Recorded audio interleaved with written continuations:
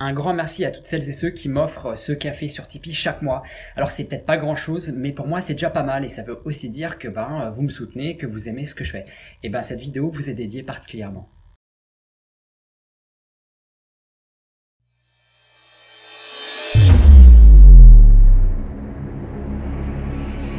Je m'appelle Damian.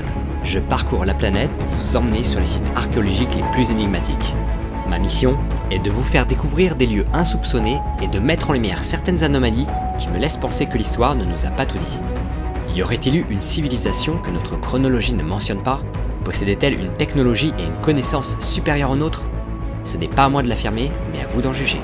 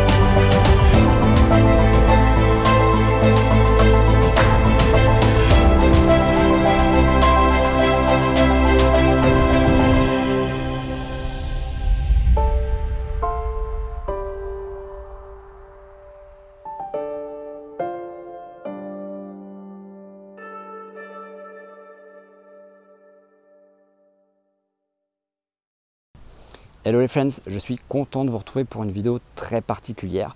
Ça fait longtemps que je n'en avais pas fait, après la Turquie, puisque la dernière c'était au Mont Nemrod, souvenez-vous. Et puis on a pu enfin repartir en voyage avec un groupe aventurier du bout du monde. Vous savez que j'organise des voyages.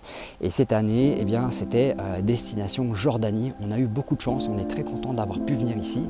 Alors contrairement à ce que certains pensent, eh bien non, on n'a pas besoin d'être vacciné pour voyager en Jordanie. Un test PCR suffit. Et d'ailleurs, on a la chance de ne pas avoir énormément de monde avec nous sur ce site. Alors là, nous sommes du coup à Amman, la capitale donc de Jordanie. Et là, on est au cœur de la citadelle archéologique qui comprend également un musée. Donc on en reparlera aussi tout à l'heure. Et ce que vous voyez derrière moi, c'est le temple d'Hercule. C'est comme ça qu'on l'a nommé, un ancien temple qui faisait 30 mètres par 24 mètres. Et si on l'a appelé le temple d'Hercule, eh bien c'est tout simplement parce qu'on a retrouvé, on va dire 3 phalanges et un morceau d'épaule qu'on associe, ou plutôt qu'on attribue être ou appartenir à une représentation d'Hercule qui, visiblement, selon les historiens, aurait fait 12 mètres de hauteur. Voilà. Donc Amman, c'est ce site archéologique est complètement en ruine. Il y a eu énormément de tremblements de terre en Jordanie. Et d'ailleurs, je crois que le plus gros, vers 800 après Jésus-Christ, quelque chose comme ça, je crois, a terminé de tout détruire en Jordanie. Et donc tous les sites gréco-romains que vous pouvez voir et découvrir sont complètement en ruine. Alors Amman, c'est très intéressant parce que cette ville, cette capitale, a été nommée ainsi par Ptolémée Philadelphie, qui est son bâtisseur, qui était un ancien roi gréco-égyptien. Il l'aurait construit en 312 avant Jésus-Christ. Alors c'est très intéressant parce qu'il a donné le nom de Amman à la capitale en rapport avec le dieu égyptien Amon. Amon, qui chez les Égyptiens était un peu le dieu originaire de tout. Puisque dans sa forme d'oie, quand il est en forme d'oie, il va pondre l'œuf primordial d'où va sortir la vie. Donc c'est, on va dire, un peu l'origine de tout. Et ça serait un peu, peut-être le cœur de la Jordanie. C'est peut-être comme ça que le voyait Ptolémée Philadelphie. Peut-être qu'il y a d'autres mystères qu'on ne sait pas à propos de la Jordanie. Pourquoi avoir surnommé cette capitale Amman en rapport avec Amon, ça reste un grand mystère. En tous les cas, ce qu'il faut savoir, c'est que ce roi gréco-égyptien Ptolémée Philadelphie. Philadelphie, quand vous décortiquez l'étymologie de ce nom, eh ben, c'est Philae en rapport avec l'île en Égypte où on trouve le temple d'Isis, et puis Delphes, eh bien, Delphes, le sanctuaire qui est consacré à Apollon, au culte d'Apollon. Voilà. Donc Apollon qui, selon les Grecs, eh bien, aurait été lui-même un hyperboréen. Souvenez-vous, on en avait parlé des hyperboréens, j'en ai parlé dans les conférences sur Nourea TV, dans l'histoire des 7 races. Je vous recommande de revoir cette conférence. Donc voilà, donc y a-t-il un rapport avec une ancienne civilisation qui serait passée ici? Je n'en sais rien. En tous les cas, quand on sera à Pétra dans quelques jours, il y aura des choses très intéressantes à en dire, puisque Pétra, ce fameux temple que tout le monde attribue à Pétra, en fait Pétra c'est une cité, hein, et vous pouvez la faire en 2 jours ou 3 jours si vous voulez, mais en une journée c'est un peu juste. Eh bien, ce fameux temple connu qu'on voit dans le film Indiana Jones, cette fameuse arche creusée dans la roche, aurait été, on dit bien, aurait été bâti, construit par un peuple qui était les Nabatéens. C'était des bédouins arabes qui venaient d'Arabie Saoudite, voilà, donc qui venaient du sud-est du Moyen-Orient. Et donc on pense, voilà, les historiens pensent que ce seraient les Nabatéens qui auraient bâti Pétra en Jordanie. Il y aura des choses à en dire. Pour l'instant, je ne m'avance pas parce que je vais aller voir sur place avec les aventuriers du bout du monde, parce que moi j'ai quand même des choses que j'ai notées qui étaient un petit peu dissonantes par rapport à ce qu'on peut constater en termes d'analogie avec d'autres sites, notamment à Palmyre. Et donc on fera un point là-dessus dans quelques jours. Mais bon, avant tout, on va parler un petit peu de la Jordanie en elle-même, puisque vous avez entendu Nabatéens, Édomites, etc. En fait, ce qu'il faut savoir, c'est que dans les anciens temps, il y avait 4 royaumes qui avaient établi leur règne ici en Jordanie. Il y avait le royaume de Édom, donc les Édomites, qu'on localise au sud de la Jordanie actuelle. Il y avait le royaume de Damas, qui était tout au nord. Voilà. Il y avait le royaume de Moab, qui était en bordure de la mer Morte. Et il y avait le royaume de Jérach, qui est donc là où je me situe actuellement. Voilà, donc là où on se situe, on surplombe la capitale d'Amman. On a une vue imprenable sur l'ensemble de cette ville.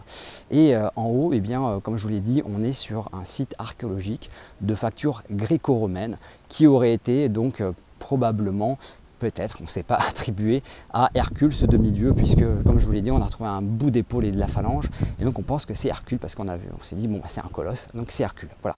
Alors, ce qui est intéressant avec la capitale Amman, c'est qu'en bordure de la ville, à peu près une demi-heure, 3/4 d'heure en voiture, eh bien, on trouve un site qui s'appelle Engazal. Et Engazal, il est quand même assez réputé pour les historiens, puisque c'est un site qui remonte au néolithique, et on y a retrouvé énormément de céramiques, de figures, surtout de corps anthropomorphes de type bicéphale, c'est-à-dire à 2 têtes, d'ailleurs qu'on peut observer dans le musée qui est à l'intérieur même de ce site archéologique.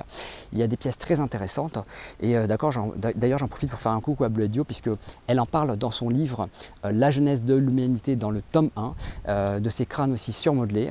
Eh bien, on les trouve aussi ici, on en a retrouvé alors énormément bien entendu, sauf que là dans ce musée sont exposées uniquement quelques pièces, et donc ce sont des sortes de modelage de crâne faits en plâtre et en chaux. Voilà, donc c'est assez troublant, hein. Voilà, on a représenté parce que les corps qu'on a retrouvés étaient séparés des têtes, donc les corps étaient dans un coin ensevelis et les têtes sur un autre point du site d'Engazal. Et donc voilà, donc on pense que c'est une tradition funéraire dans les anciens temps, donc à cette époque du néolithique. Voilà, donc ce site cette citadelle plutôt de Amman, elle est entre nous pas extraordinaire en termes de pierres, en termes de choses qu'on pourrait trouver par exemple au Pérou. Il n'empêche que c'est quand même un beau site, même s'il n'en reste pas grand chose. On voit ces colonnes impressionnantes derrière moi, qui font partie du temple d'Hercule. Chaque colonne, alors c'est pas mieux ou pire qu'en Grèce, hein, parce qu'en Grèce et puis même en Égypte, c'est incomparable avec ce qu'on peut voir ici, bien entendu. Mais bon, moi je n'ai pas encore eu l'occasion de me rendre ni en Grèce ni en Égypte, et quand je vois ces colonnes qui font 1 mètre de diamètre, même un peu plus qu'1 mètre, avec une profondeur d'environ 1 mètre également, on doit être à peu près sur des morceaux de colonnes de 2 tonnes, peut-être 3 tonnes au grand mot, au grand maximum. Bon, c'est impressionnant parce qu'il fallait les monter, c'est 3 tonnes en haut comme vous pouvez le voir, et on s'imagine toujours, on se demande toujours comment ils ont fait pour monter ces colonnes, ces blocs, etc. Ils avaient un savoir-faire, ça on le sait, hein, c'est plus à remettre en question. Mais voilà, c'est quand même impressionnant parce que nous aujourd'hui, si on veut ériger ces colonnes, ces blocs de colonnes les unes sur les autres pour former ces colonnes, eh bien, il nous faudrait bien sûr des grues, des camions de chantier, etc. pour monter tout ça là-haut. Voilà. Donc, je vous laisse faire un rapide tour en images de ce site archéologique. Voilà. Il y a peut-être des choses qui vont vous parler. On a retrouvé aussi des sarcophages.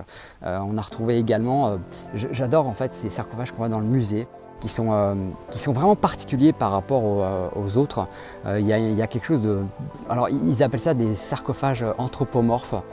C'est assez intéressant l'expression, mais voilà, c'est des sarcophages en céramique, en terre cuite, qui ont été reconstitués. Et voilà, je trouve qu'il y a un côté assez avant-gardiste, si je peux dire, ou un peu futuriste dans la forme, mais en tous les cas, je trouve ça très intéressant.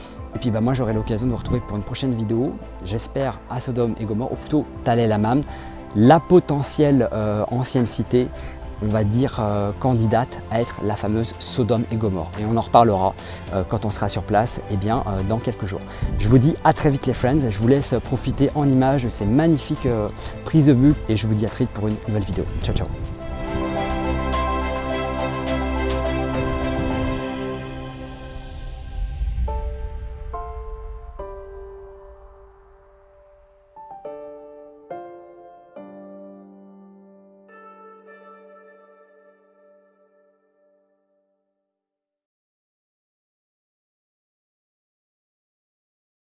Donc on trouve ces fameux sillons, voilà, qui sont complètement réguliers, et ce sont des lignes droites, sont parfaites. Donc la question c'est pourquoi s'est-on embêté à creuser l'intérieur de certains temples avec cette précision, voilà. Pourquoi soigner la façon de creuser l'intérieur de cette roche, de ce grès?